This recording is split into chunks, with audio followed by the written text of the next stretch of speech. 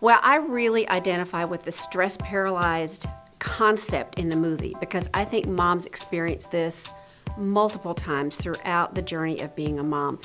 The one that I think of that literally I felt like I wasn't going to survive was the years that we had a prodigal teenager. And I remember I would get in my car and I would sit there with my hands on the steering wheel and I would think, I don't know how to do this. I'm not sure I'm going to survive this. I mean, it was just like she was feeling in the movie. It was this paralyzed moment of how am I going to do this? How am I going to survive?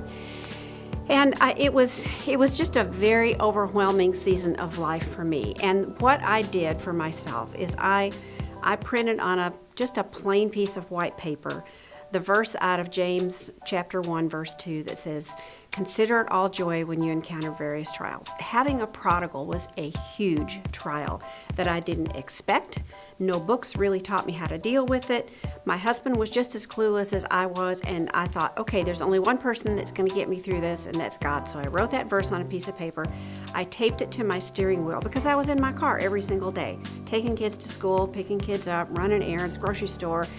And when I'd get in the car and I would feel this sense of panic, I would look down at that verse and I would say it over and over again because I really honestly had no other hope because I felt so paralyzed by the crisis that we were in and I didn't know how to get out. So I figured the only hope for getting out of it was to make my heart focus on God instead of focusing on the fear that I felt because of the circumstances we were in. So I totally get stress paralyzed. And really the only answer for stress paralyzed, I think those moments are good for us as moms because they make us go back to the one who created this whole thing in the first place and learn to depend on him to get us through it.